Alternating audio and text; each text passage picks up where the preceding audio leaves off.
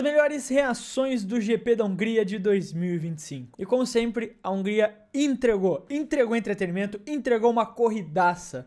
A Hungria, digo aqui com tranquilidade, é a pista mais subestimada do calendário atual. Todo ano quando tá chegando a Hungria, todo mundo fica, mas a pista é muito ruim, não dá pra ultrapassar, e não dá.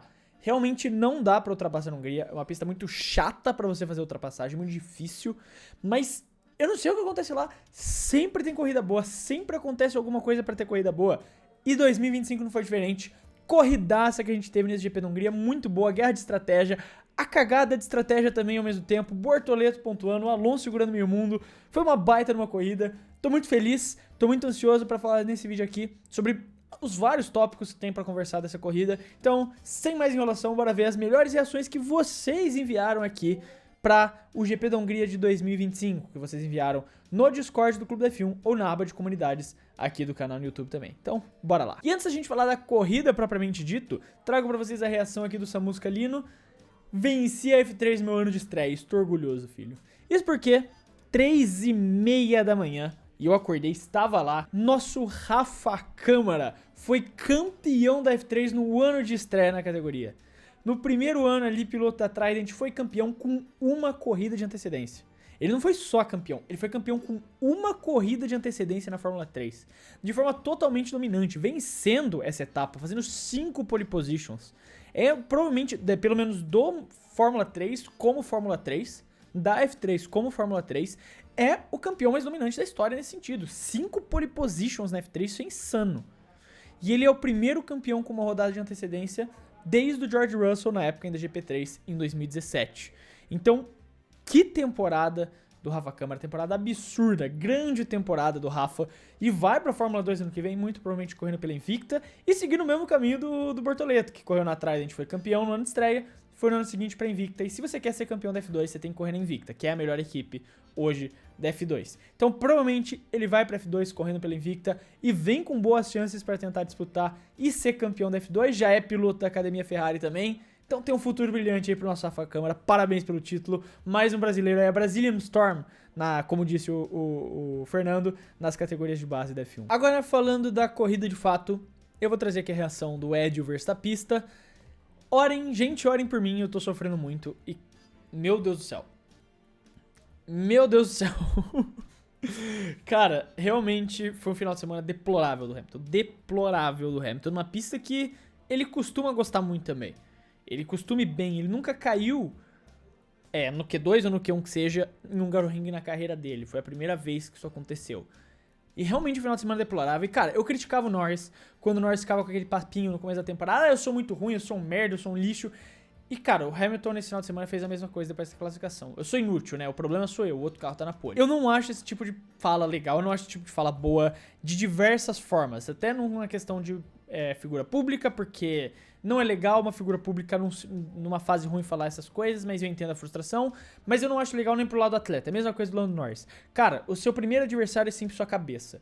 E se você tá se colocando assim, é difícil te ajudar. Eu entendo a autocrítica, mas isso já é outro nível. Isso que ele falou foi outro nível. E assim, obviamente ele tá frustrado que ele não consegue se encaixar no carro, que essa temporada de 2025 não tá indo bem, que o efeito solo não é algo que ele consegue bem. Mas esse tipo de comentário não vai ajudar, sabe? Esse tipo de comentário só vai te piorar, só vai te jogar mais pra baixo. Ainda tem que esperar, ano que vem tem essa grande mudança, que promete matar o efeito solo, e aí o Hamilton pode tentar voltar a ter um alto nível, porque ele não tá conseguindo se adaptar nos carros de efeito solo, mas ainda assim, cara, eu não concordo e não acho que deve ser falado isso. Realmente tá indo pra um caminho, uma espiral mental que o Norris tá se recuperando e o Hamilton parece estar indo por esse caminho que o Norris estava no começo da temporada. E falando em Lando Norris, eu trago aqui a reação do Davi Ferrari. Alguém me manda o link desse vídeo. Como largar bem. Cara, o Lando Norris é inacreditável, velho. O Lando Norris, ele sempre surpreende com as largadas dele. Ele tava indo bem nas largadas, ele não tava largando mal nas últimas etapas, mas hoje ele largou de forma deplorável. Caiu lá pra 5º lugar, se eu não tiver totalmente enganado. Ele cai pra 5º lugar, ele rema, obviamente, recupera, vence a corrida. O Norris, ele não consegue largar bem, tipo, ele não consegue ficar 5 corridas largando bem em 5 corridas. Nenhuma dessas 5 corridas ele vai largar mal de alguma forma, ele não consegue. Que largadinha péssima. No final não fez diferença, até pelo carro absurdo que ele tem, mas no final não fez diferença nenhuma. A estratégia também ajudou muito. E, cara, é inacreditável. No final das contas, o erro da largada dele até ajudou na estratégia, porque provavelmente ele apostou na estratégia de uma parada por ter errado a largada, ficou muito distante do Leclerc e do Norris, falou, vou arriscar algo diferente, fez uma parada e deu certo. Mas ainda assim é inacreditável que ele não consegue largar bem por 5 corridas seguidas, seja, ele sempre vai largar mal em pelo menos 5 corridas, é impressionante. Agora o Max Verstappen aqui trouxe a reação, a Ferrari se odeia. Cara, e... eu não sei, eu tava preparado pra descer o cacete na Ferrari nesse vídeo aqui, né? Realmente eu tava preparado pra... falar muita coisa, mas depois da corrida, o Leclerc ele veio com um feedback sobre ter um dano no chassi, ter tido dano no chassi do carro, e isso supostamente implicou no resultado dele, que a partir da volta 40 ele teve dano no chassi, por isso que ele perdeu tanto ritmo, foi eventualmente passado pelo Russell e tal. Ainda assim, não muda o fato de que a Ferrari tomou péssimas decisões a corrida inteira. Péssimas decisões a corrida inteira. Primeiro porque assim, quando você tá liderando a corrida, você pode se dar o luxo de não ser o primeiro a parar, de você não precisa ser os primeiros a pararem. Espera, segura, vê o que o resto do pelotão vai fazer e você vê qual que é a melhor estratégia. Ainda assim, eles e a McLaren errou nisso também de parar o Piastri, eles erraram, copiaram a estratégia dele. É que eles viram o Leclerc parando e falaram, vamos copiar a estratégia dele pro Piastri ficar na mesma mão, né, não ser ferrado por isso. Mas... cara, você tinha que ter esperado, você não precisava ter parado tão cedo ainda quanto a Ferrari parou, e eventualmente a McLaren. Isso estragou a corrida do Leclerc, porque ele eventualmente descobriu que a estratégia de uma parada era melhor. Quem fez a estratégia de uma parada se deu bem.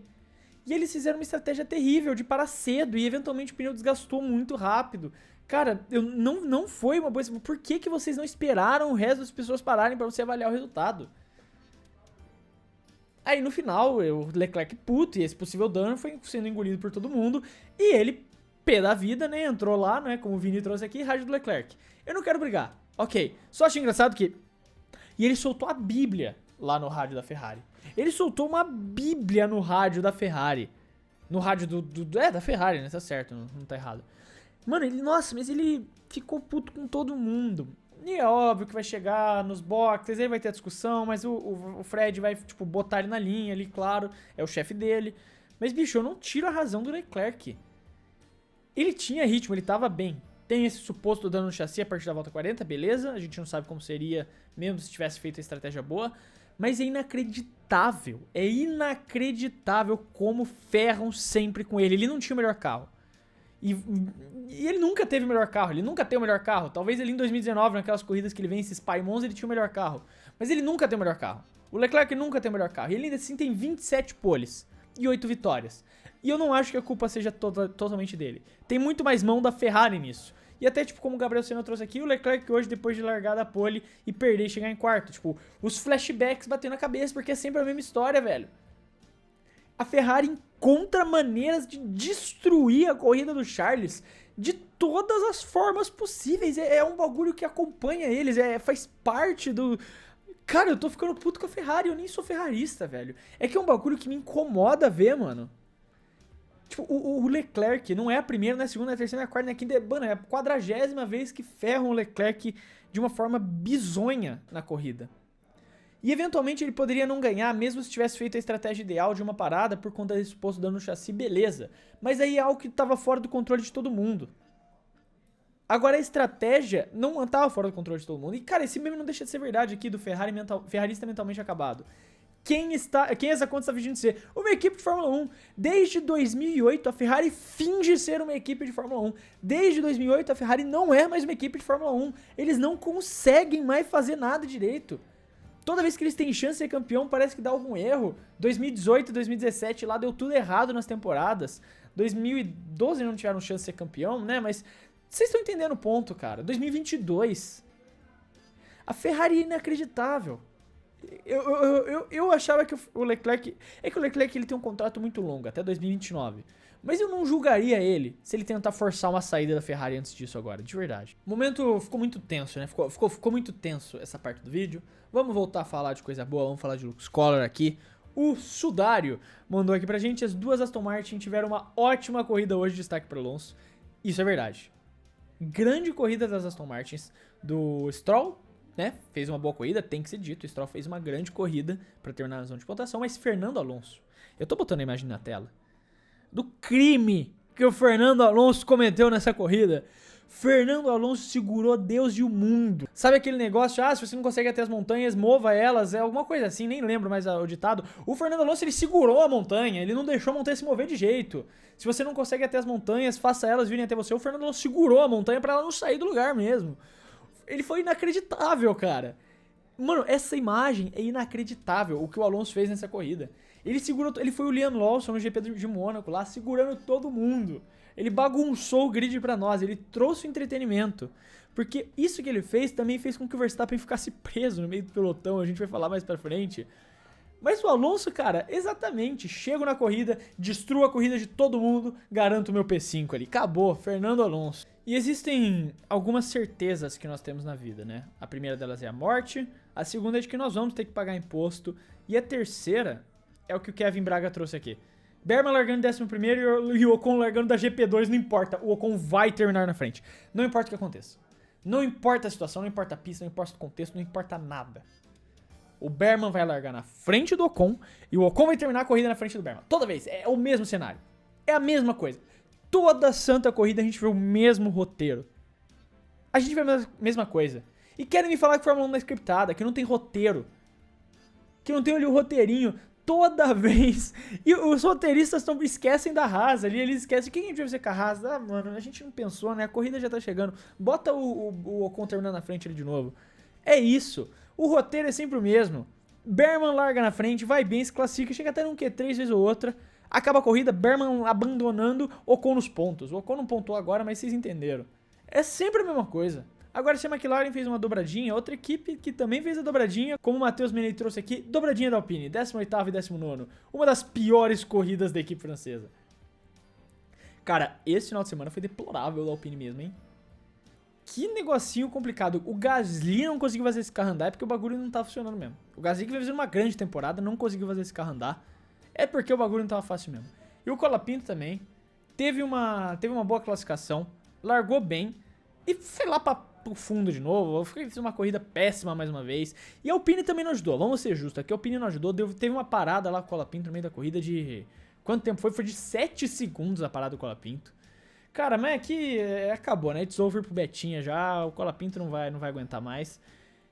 E eu não duvido que o Bottas entre nessa vaga da Alpine até o final da temporada, porque eu acredito que agora, em agosto, a Cadillac vai anunciar o Bottas. A Cadillac vai fazer o anúncio oficial do Bottas agora em agosto, essa é a minha aposta, eu falei no vídeo de previsões até.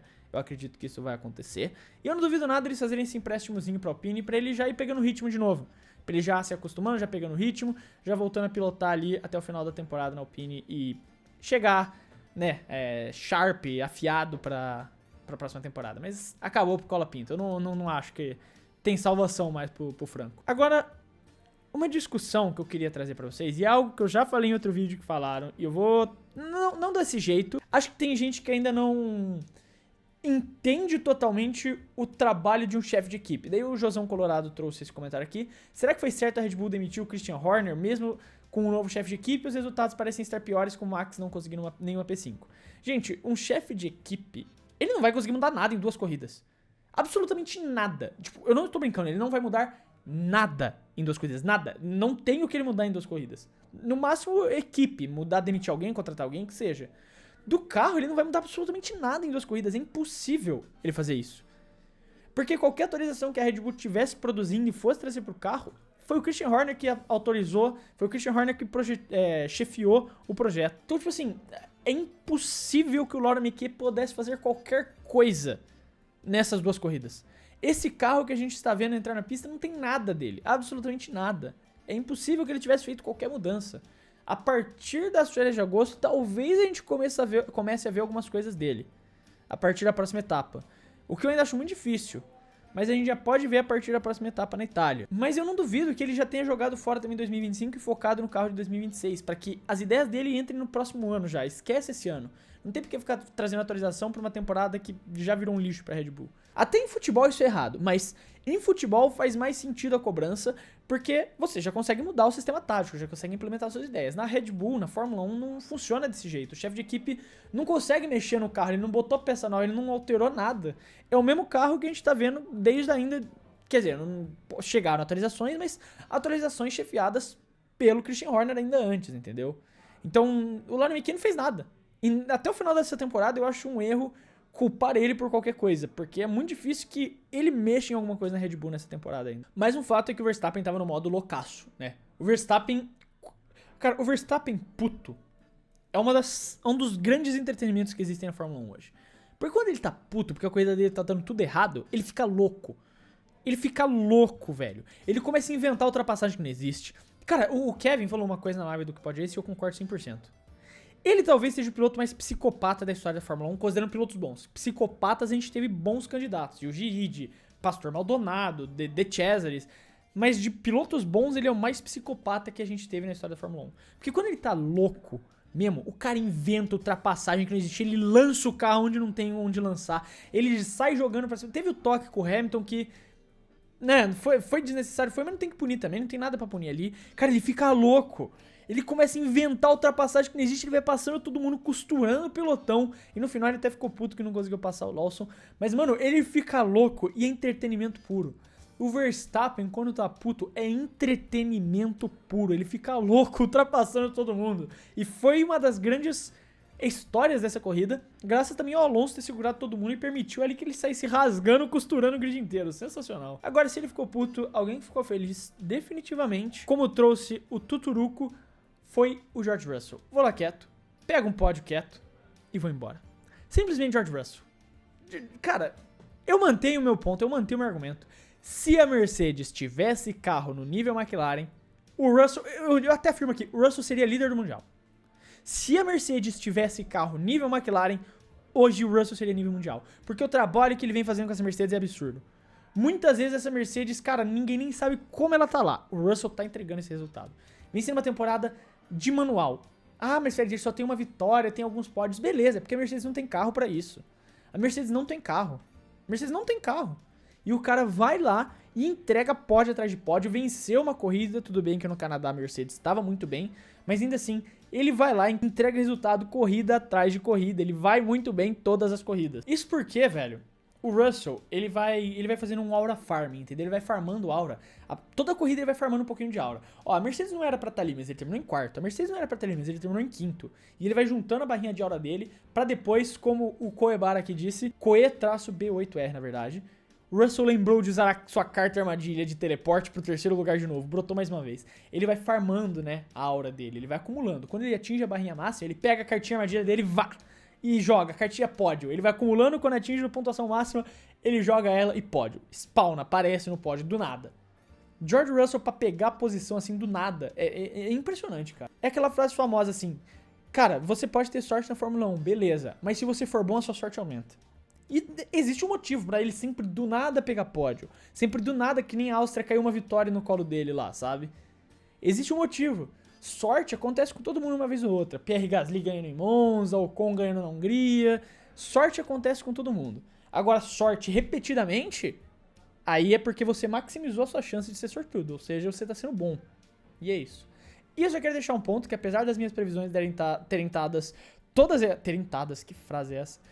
Terem estado praticamente todas erradas, errei, né, o do Will Bortoleto, errei da surpresa, errei, a decepção eu acertei, né, acertei a Williams sendo a decepção, então tá certo, acertei a Williams sendo uma decepção no final de semana, mas a minha previsão maluca, eu acertei. André Antonelli terminou em 10º lugar, finalmente pontuou numa etapa europeia, se livrou da bendita maldição das corridas europeias e trouxe um pontinho pra casa, mas é melhor do que não tava conseguindo pontuar, né? Acertei essa, pelo menos. Agora, pódio e pole position...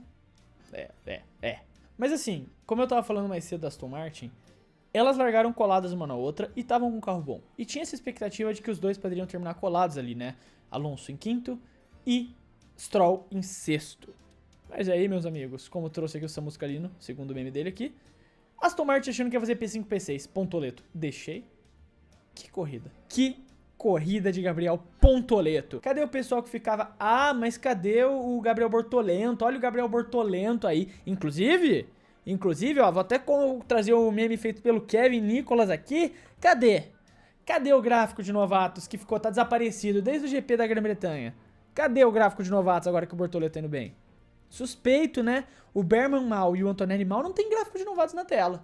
Aí não tem gráfico de novatos na tela, né? Aí não aparece. Mas a gente precisa falar a verdade aqui também, como trouxe o Tassizin. A Sauber tem um pacto de um piloto ir muito bem e outro ir muito mal. É isso, né? Essa é a verdade.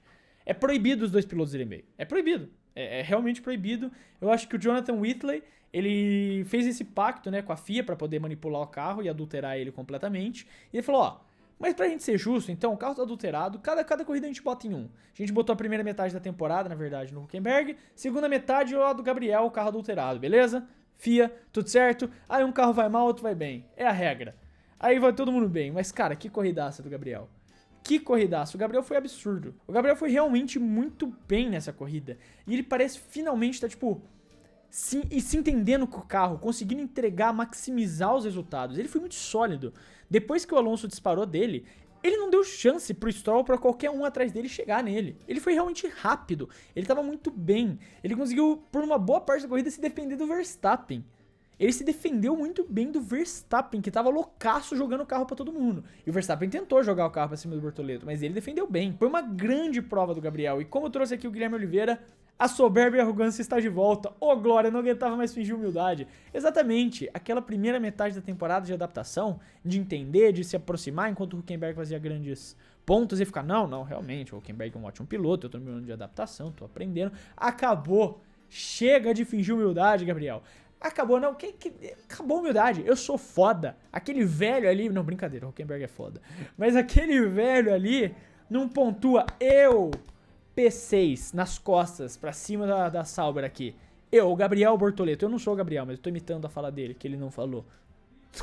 Cara, mas foi espetacular. Ele largou bem, largou de 7º lugar, ganhou posição na largada, se defendeu muito bem a corrida inteira. Foi uma grande prova do Gabriel, uma grande prova. Realmente, Gabriel Pontoleto chegou pra ficar. No final de semana que a Sauber não parecia que tava tão bem. E o Hulk não foi tão bem até por conta disso também. A estratégia dele não ajudou muito também. Ele largou de macio, parou muito cedo na corrida. A corrida dele foi péssima. Mas o Gabriel no braço conseguiu levar essa Sauber muito bem. Porque a Sauber não parecia estar bem. Nos treinos ela não tava bem. Mas o Gabriel no braço colocou essa Sauber no P6 no final de semana, fez 8 pontinhos, igualou a pontuação do Vasco no Campeonato Brasileiro e na tabela passou tanto Yuki Tsunoda quanto Oliver Berman. Então, a temporada dele vem ganhando um rumo muito bom nessa metade final. Agora o capifã do Bortoleto diz aqui, Fred, agora só falta o nosso Corinthians ganhar porque o Bortoleto tá alegrando a gente a cada corrida. Ótima pilotagem dele. Realmente ótima pilotagem dele, o Corinthians não vai ganhar. Eu não vou nem me alimentar de expectativa. Já foi um ótimo final de semana, título do Rafa, Bortoleto indo muito bem. Tá tudo indo muito bem. Alguma coisa vai dar errado. Fortaleza vai fazer 3-0 no Corinthians em plena... Nem sei, mas eu não lembro nem se o jogo é lá no Castelão, se é na Neoquímica. Se for na Neoquímica, ainda a gente vai ser humilhado em casa. Essa é a vida. Cara, e agora, realmente, o GOAT dessa etapa aqui, o Samusca, apareceu 3 vezes. Eu não escolho todos os memes. A maioria desses memes aqui que vocês viram, eu peguei diretamente, mas eu tenho um amigo que me ajuda a separar alguns memes que ele vê que são bons também. E o Samusca acabou impressionando muito. Samusca foi o MVP desse vídeo, trouxe 3 memes, eu acho que é a primeira vez que alguém traz 3 memes, mas o que aconteceu, o que eu queria ver. No finalzinho ali da corrida, o Piastri tava maluco tentando ultrapassar o Lando Norris no final, e atrapalharam a corrida dele, né? Porque assim, eles quiseram copiar a estratégia do Leclerc pra não ferrar o Piastri, só que de novo, hungriazaram pra cima do Piastri. O Piastri, a McLaren não pode ver a Hungria que quer ferrar a corrida do Piastri. De novo botaram a estratégia pior pra ele, ele acabou ficando atrás do Norris no final das contas, e daí ele tentou ultrapassar, não tava conseguindo, aí no final, na volta 68, ele falou, quer saber, meu irmão? Eu vou ultrapassar, ou eu ultrapasso ou nós dois tá fora da corrida, e ele deu a freada com tudo, cara, mas foi por isso aqui que os dois não se bateram, mas foi por isso aqui. E a batida era boa pro Piastri, porque se os dois batem, o Piastri continuava com a vantagem dele. Continuava muito bem com a vantagem dele, tá ligado? Então, cara, foi por muito pouco que os dois não se bateram. Aí a McLaren entrou no rádio e falou, lembra como que a gente corre respeitando o coleguinha. Aí eles não se bateram no final e acabou por aí. Mas nossa, cara, esse momento, eu juro que eu vi os dois se enfiando o carro no muro e a vitória caindo no colo do Russell, o Leclerc ficando puto, indo se internar no manicômio, porque perdeu a P3 que eventualmente viraria a vitória da corrida. Mas não aconteceu, o Lando Norris merecidamente vence essa corrida. Foi inteligente, soube administrar os pneus, se defendeu muito bem do Piastri e por conta disso venceu a corrida. Foi uma grande corrida do Norris, merecidamente diminui a vantagem para 9 ou 8 pontos, me fugiu agora exatamente a diferença que ele mantém. 9 ou 8 pontos de diferença, grande corrida do Norris, espetacular. E é isso, parabéns aí pro Norris, o Piastri deve ter ficado puto, quase enfiou o carro no Norris, mas no final não aconteceu uma McLaren como aconteceu no passado com o Senna e Prost. Mas aí tá, as melhores reações do GP da Hungria de 2025. E eu quero saber a sua opinião, como sempre, não esquece de deixar ela aí nos comentários, que você gostou, não gostou, se você concorda, discorda com alguma coisa dita aqui no vídeo, sempre quero saber o que vocês têm a dizer. Lembrando aqui também que se você gostou do vídeo e quiser ajudar o Clube da F1, você pode fazer isso se inscrevendo no canal, porque ajuda muito a poder continuar produzindo todos esses vídeos aqui pra vocês. Eu quero deixar um abraço pra você que ficou até aqui e até o próximo vídeo.